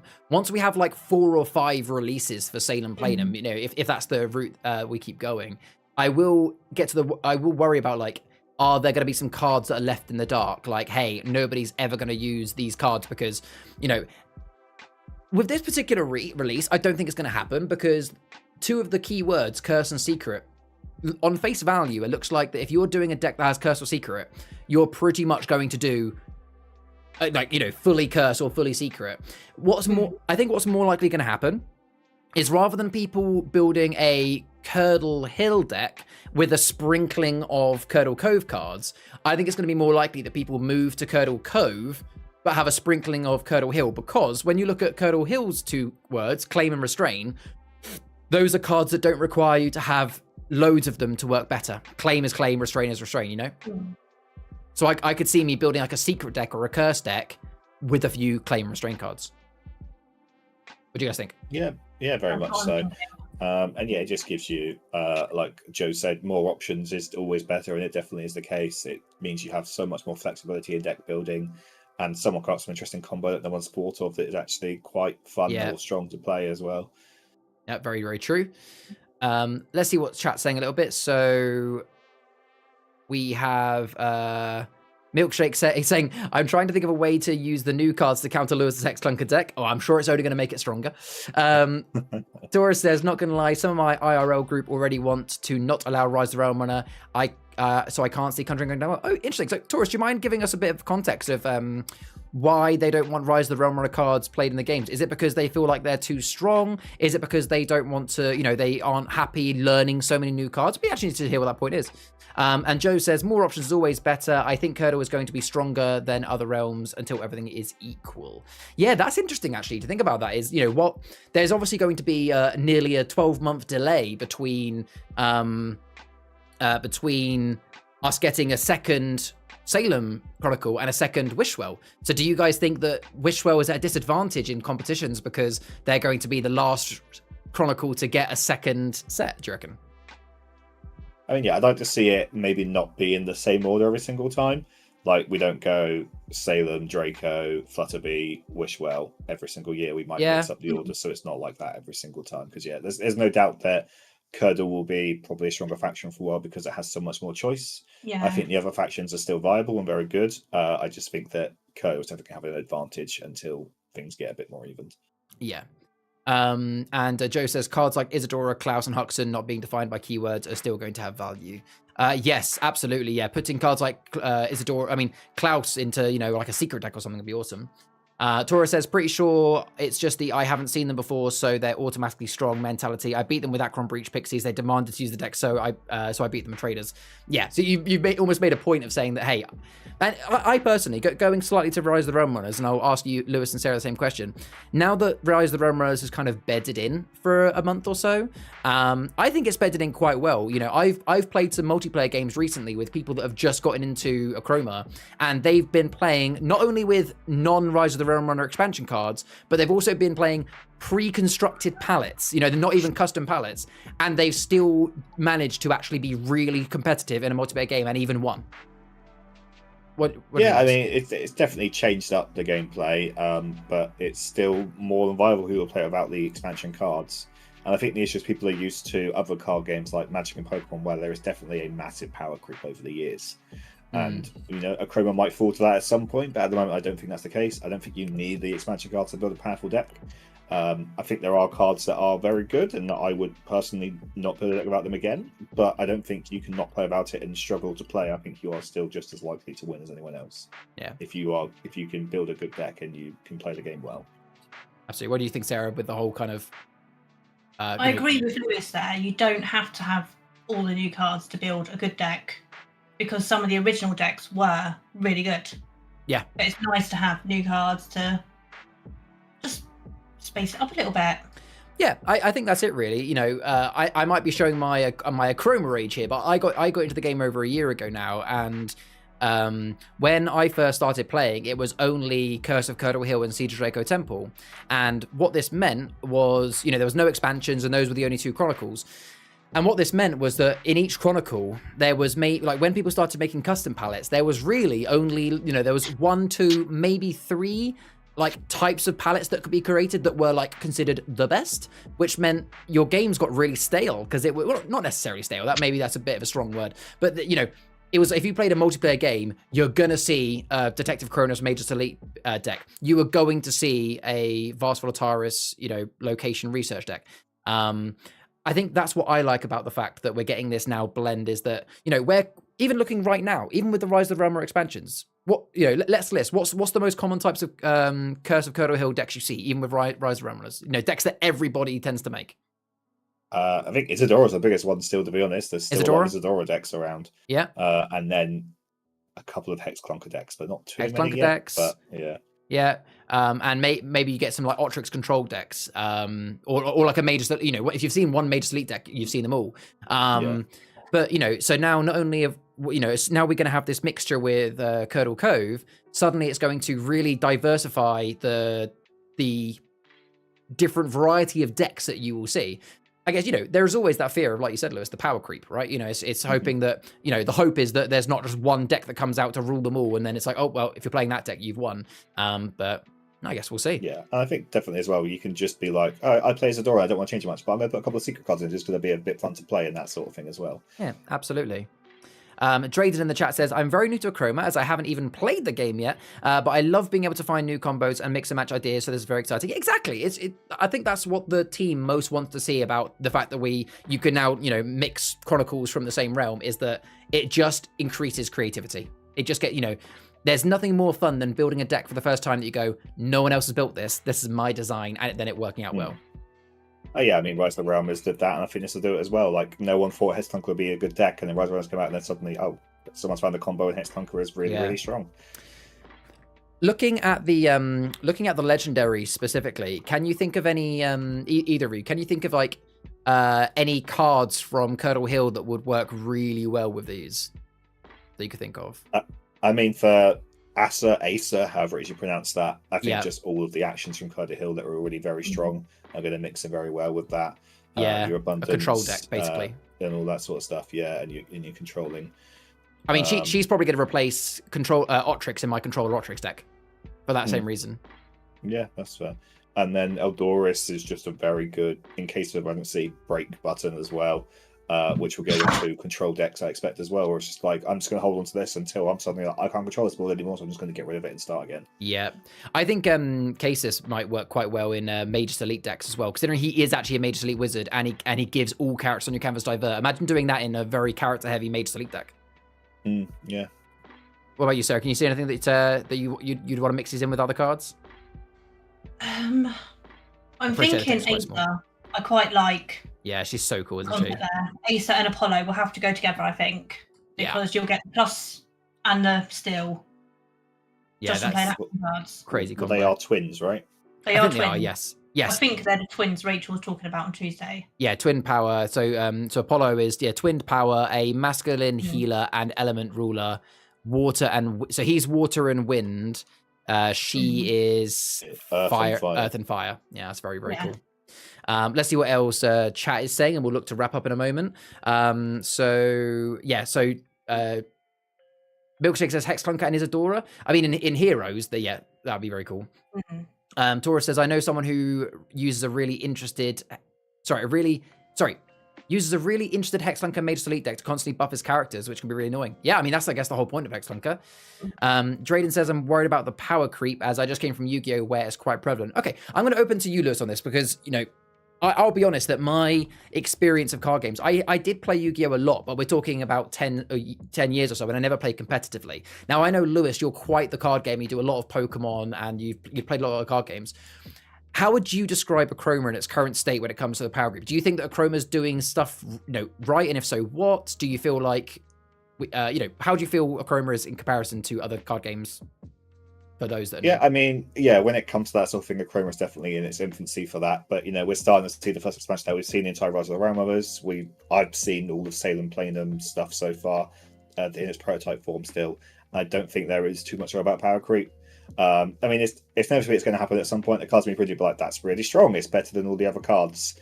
And for me personally, that was Symptomatiso in the last expansion. Yeah, that's strong. But again, that's a realmless card, so it doesn't really affect the game too much because any deck can run it. I don't think there's any card that I'm like, okay, this has now made all the other cards pointless. There's not been a huge power creep where if you don't buy the new set, you can't play the game. There's no point. And Chroma hasn't experimented with formats like, Magic, Pokemon, Yu-Gi-Oh! They all do what they call standard, which is only the last two sets. Yeah. And as far as I know, Chroma doesn't plan to do that sort of thing. So again, their power creep will be different. But yeah, I think it's quite well balanced still at the moment. We'll have to see where the future goes with it. But absolutely, currently the guys are doing a good job on it. Awesome. So we'll get through a few of these comments, then we'll tie off Roundtable, I think. So Joe says, I've mentioned before that a canvas can't be built to have answers to every question. I'll read that again. I've mentioned before that a canvas can't be built to have answers to every question decks present. That's what keeps things in relative balance. Yeah, you're right. Basically, there's no build one deck that can counter everything. There's always strong decks, but all strong decks have counters. Yeah, you can't build a one deck beats all. Would you guys agree with that? Yeah, I think so. I don't think there's any deck that has the answer to everything. There are decks that are strong and have a lot of, their whole plan is I've got backups for my backups, but you can still get around that if you play the right cards and do the right things. Yeah. So you can get through the Hex Clunker deck, but you just got to steal it from him. Yeah, exactly. Yeah. That Hex Clunker deck claim is the best friend. And obviously there does come to an element of in competitive games, you're not going to know what deck your opponent's playing. So it's very hard to mix and match. So, I found from personal experience that if you try and build a deck that does a little bit of everything, so you can kind of be prepared for everything, you can do it, but what ends up happening is your deck sacrifice is when you build these sort of hybrid decks, you end up not having enough Achrom to drain a really strong Chroma player, and you end up not having enough Chroma to be able to out Chroma a Chroma player, or stop a really good Achrom. So yes, you can build a deck that kind of has counters to everything, but then you're just going to actively struggle with the actual point of the game, get up to 30 or down to 0. Yeah, and if you draw all your counters for one thing when you're playing against the wrong deck, then it's just kind of dead cards in your hand. Exactly. Yeah. Taurus says if Cauldron wasn't as risky, Acer would be so broken with it. Cauldron and Acer might be actually quite cool. I didn't even think of that. Yeah, maybe Cauldron is finally going to have a comeback. Yeah. Yeah, because every time you play the action for free. Thanks to the Cauldron. So although it's a little bit of risk because you don't know what, you're going through card draw, but if you built a deck that was fully actions, pretty much just actions in a couple of characters and locations, get the Cauldron out onto Acer, give us some protection or something, and then once per turn you're drawing an action for free, placing it under the, if it's the top of your deck, playing it under the Cauldron, play that for free and get all the benefits. Because you could always play 2 extra actions that turn and then pull the turn over the Cauldron. That would be so cool.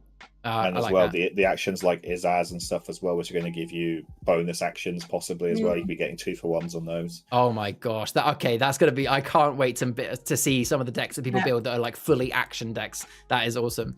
I think that's gonna be a good move. That's going to be really fun. That's going to be very chaotic in multiplayer. What else have we got here? So Milkshake says, Eldora's kind of reminds me of Hisano, except you can specifically make a C deck so you don't get erased. Yep, very true. She's very, very strong. Python++ says, there will always be meta builds, but that doesn't necessarily mean they're the only good decks. Discovering new metas takes a lot of experimentation. Yep, nail on the head there, mate. That yes, there'll always be decks that are stronger than others, but there'll always be counters for those, and maybe there is a better deck out there that people just haven't found yet. Yep. Taurus, I think as long as we don't start getting old card but better cards, yes, I agree. So as long as there's not cards coming out that's like Fireball, but now it's one cheaper, then Fireball is now useless. Which, again, without it's very hard, guys, because I appreciate you can't talk about cards. I personally don't think I've seen any cards in the new set that are like that. It's like, oh, why would you play that card over that card? No, they've done some cards in a good way. Like there is a card that is not going to spoil it, but similar to Abundance and Quintessence, but you want to play it at different times. That has been very good in testing, but I still don't want to cut Abundance to play it in. I want to have kind of a mix of both of them. Very nice. Python put the main issue with Yu-Gi-Oh! Is that they keep making massive changes to the mechanics, which completely change how the game is played. Yeah, I mean that's the one thing that Achroma actively try not to do. You know, if there are keywords or rules that inherently are, you know, when they get play tested by the mass public, end up being wrong. You know, Achroma is not afraid of making changes, but unless it's because there is an actual issue with the keyword, we actively don't change it. So we did have a big rules update in January where we noticed a couple of keywords just weren't being used at all, so we gave a few tweaks, but it hopefully shouldn't be a situation where if you play the game now versus playing the game in 2 years' time, you shouldn't have people going, oh, protection, oh, that's completely different now. Hopefully, anyway. We'll see. Yeah, Drayden, I've recently put down Yu-Gi-Oh! After 8 years because of that. Interesting. That's good to, interesting to hear that feedback. Python says, I think the keyword system is a cool idea that allows fresh mechanics without making older decks obsolete. Yeah, because, Lewis and Sarah, feel free to jump in if I'm talking too much here, but actually I was having a chat with, I won't mention their name, but I was having a chat with somebody the other day who's had feedback of they weren't too sure if adding 2 new keywords every Chronicle was a good idea because, you know, in 3 years we might now have like 25 keywords or something ridiculous. But the issue is if you release a new set of Salem Planum and it has just more claim and restrain, nothing else new, you then get to that situation where you will have a Chronicle which says, why would you ever play Curse of Curdle Hill? You've now got these claim restrain cards. These are better. I like these better. It's most realms have 2 keywords. Yes. But this one has 3. But Diver will be going across all global. Yeah. In the same way that Wishwell had Shield Wall.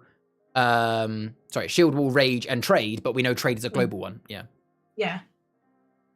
So, you know, it just means that otherwise, you know, if more claim and restrain cards came out in, you know, like a whole realm of it, you could just build a deck that's just like 30 claim cards and then claim becomes overpowered. So it's also a way of stopping that power creep by adding more cards of that type, I guess.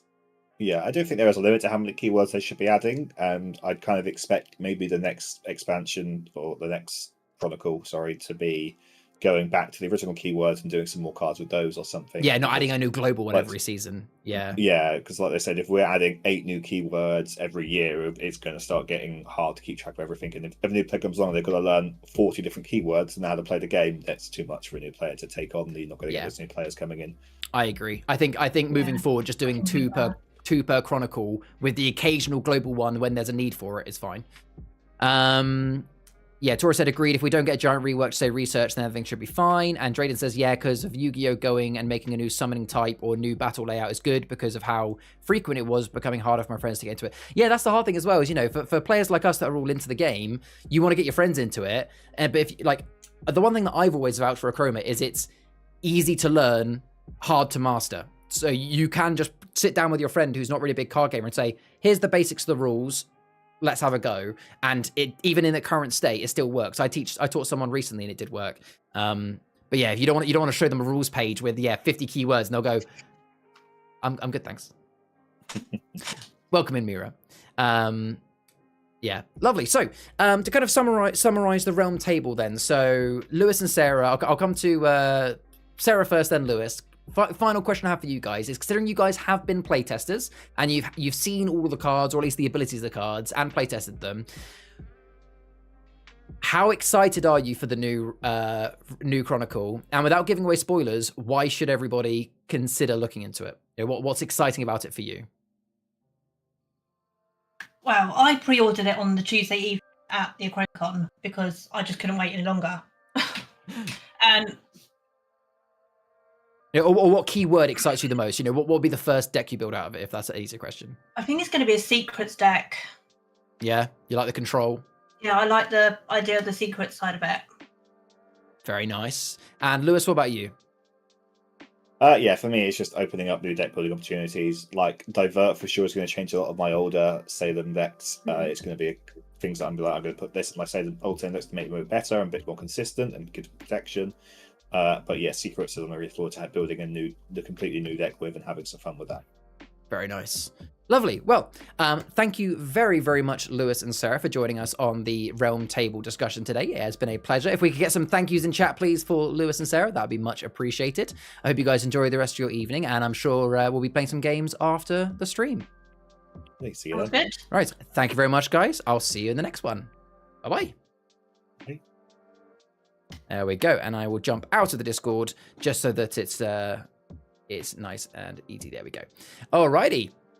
So that is the end of the Realm Table segment, but the stream is still continuing in a moment. Let's see, we've got Mira Manga said, back from the AchromaCon and the Achroma stand. Very nice, Mira. How did it go? We were talking about the Comic-Con stand earlier in the news. How did it go? Did you enjoy it?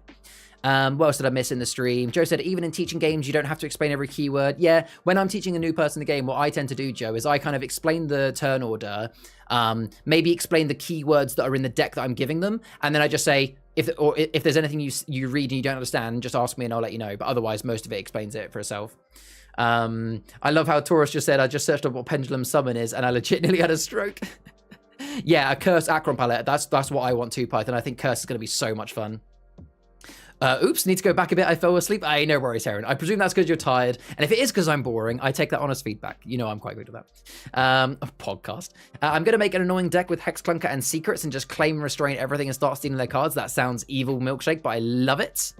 Mira says, it was a fun day. Loads of games were played and visitors were excited to see the new stuff. That's awesome.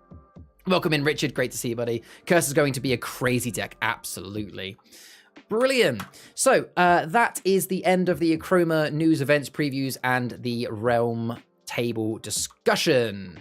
For those that are joining on the Achroma cast, thank you very much for listening. But for those that are in stream, we're going to finish the stream by going to the community showcase, where we shine a bit of a light onto you guys in the community and the amazing stuff you've been doing. Joe says, aesthetics first, rules for later in the news set. Yeah. Heron says, I took the kids on a walk so they could play Pokemon Go. Very nice indeed. I want to start the community showcase by saying we're now up to 468 members, which is a gain of 13 in our community Discord. So if you are one of those new members that's joined us, welcome in. It's a pleasure to have you in the community. I imagine if you have joined recently, it might be due to our showcase or due to the Comic-Con. So if that is the case, welcome in. I hope you've had a great time. I will mention at this point, folks, that we're getting very close to the 500 Discord members mark. When we do reach 500 members, we can start looking to apply for the Discord partner program for Achroma, which would be epic. So, if you've not already joined the Achroma Discord, then I ask you to do so. The link is down below stream. It's a lovely community, great place to talk about the cards and get advice and questions, as well as a good place to play games online. So come and join it. We're nice and friendly, kid friendly as well. So you could join if you're under 18. So yeah, nice and fun. Please come and join. Lewis says, if you're going to the grand tournament, let me know close to the time. I always have Pokemon Go freebies. Ooh, very cool. So let's have a look at some of the fan content from this week. There's been no fan art or anything this week, but there has been a brand new Wishwell Traders video. For those who don't know, the Wishwell Traders is a community-run YouTube channel. They make some really, really cool videos that deep dive into some of the factions and cards in Achroma. They have brought out a new video this week, which is about the Rise of the Realm Runner Salem cards, where they show you all of the new expansion cards for the Salem Planum, all Realmless cards. They're Curdle Hill cards. And, talks about each card and the thoughts and some of the lore about it. And in their usual humorous self, talks you through it all. It's really worth a watch. Even if you've seen the expansion cards, still watch it anyway, as it shines a really good new light on some of them. And it gave me some ideas for some new decks, if I'm completely honest. So it's worth a watch for everybody. So definitely go check out the Wishwell traders. They're linked down below. Give them a subscribe as well and check out their amazing content, which they do post weekly, which is really cool. And then the other thing I want to shine a light on this week is some of the decks that have been created, or should I say palettes. So we have a section in our Discord called the Canvas Forum, where people can post any Achroma palettes that they've created. And I always like to bring a few of those palettes on stream and discuss them on stream and, it might give people ideas to do a bit of deck building themselves. For those that are new to the game, the way to build a deck in Achroma, so you do have the pre-constructed palettes, which are still very strong inherently, but if you build a custom deck in Achroma, there are some rules you have to follow. They all have to be from the same realm. Check the symbol top left, unless they are a realmless card, in which case there'll be no symbol top left. You can only have one legendary, or I should say up to one legendary, up to 4 rare cards, which are the gold borders, and you can only have 1 copy of each rare, so you can't have 4 copies of the same rare. And then the other 25 cards can be made up of any number of uncommon and common cards, as long as you've got no more than 2 copies of any single card. So let's have a look at 2 palettes that have been created this week. I want to start with a deck being created by Ortega in the Discord, and they've called this Ray of Light. So this is using cards from the Siege of Draco Temple, and it does include some of the Rise of the Realm Runner expansion cards for Siege of Draco Temple and some Realmless cards. So what he essentially said is this deck is centered around 2. The main win condition is Vast Volataris. It's all about Vast Volataris is a card which is it's a location, and you gain +1 for each card in your hand. So the idea with Vast Volataris is that you get loads of cards in your hand and then play that for a big couple of resolves. So the legendary in this deck is Ray, which is a 1-cost Realm Runner, can't be attacked and gives you +5. Apparently, Ray is a bit of a distraction in this palette. Apparently, the way you're supposed to play it is that you play Ray to, one, it's just a great way of getting some resolve, but then it forces your opponent to use things like their fireballs or their breath of fires to get rid of Ray early so that you can play Vast Volataris later, and hopefully there should be less control cards out. Otherwise, the rest of the deck really synergizes around research so that you can get loads of cards for Vast Volataris. So you've got Materno in there because Materno gives protection to Ray, which is very, very powerful. Mirror Sanctum, great option to potentially get some good locations out. Meditation is great for research, for card draw. Research. Monastery Nest is strong. New A, again, you can see there's lots of protection cards that are going in here to protect Ray. Minima Draco for that card draw. Rummage for the same. Research Distance is a really good card that gives you +1 for each card with research in your canvas, of which there's quite a few here. Restless Research for card draw. So much card draw in this deck. There is then a couple of Impundulu Feathers, which are in there for your protection. Dispose to be able to dig for Ray. Research, then loads of gain and a little bit of control. So overall, this is a really, really cool palette. I think, he's really well synergized his research and protection, meaning that you're really going to be able to get good payoff for Ray and Vast Volataris. I think the only thing that this palette is missing for me is control. There's literally only 1 Breath of Fire, and that's it. So apart from using your characters to attack, you literally have only 1 card that could erase a location or a character without attacking, which means that if you're playing in a multiplayer game, or if you're even in a 1v1, if your opponent gets the jump on you and gets a stronger canvas than you, gets stronger characters out, then you're going to be in a situation where you can't do anything. One of the biggest things with Achroma is if your opponent plays a 5-cost character on their first turn, you now can't play a character that is 4 shards or less without risk of it just being deleted on the next turn, unless you can give it protection, of course. I guess that's why you've got protection here. But yeah, I think that's probably the biggest weakness of this deck, is going against a deck that sets up faster than you. But otherwise, very, very cool deck.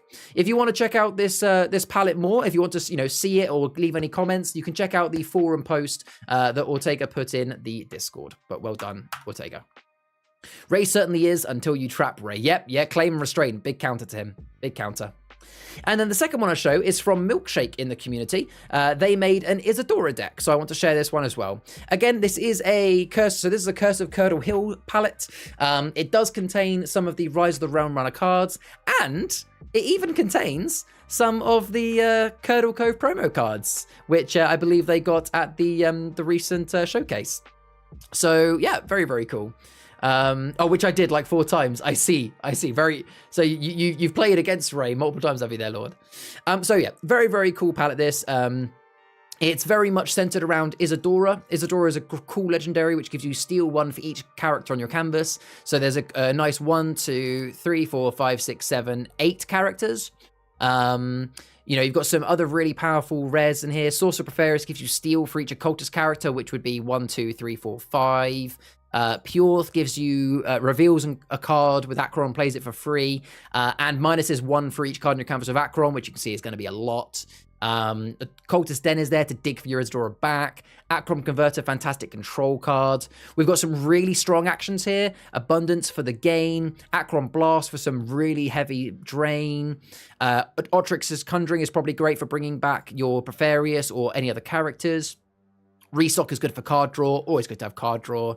A little bit of control here with 1 fireball, 2 hostile takeovers, some decent characters, and then some decent steal locations, a couple of Corrupted Muon traps to claim other people's characters, and some Salem Springs there as well. So yeah, very, very good deck this, very, very strong, well-rounded Achroma deck.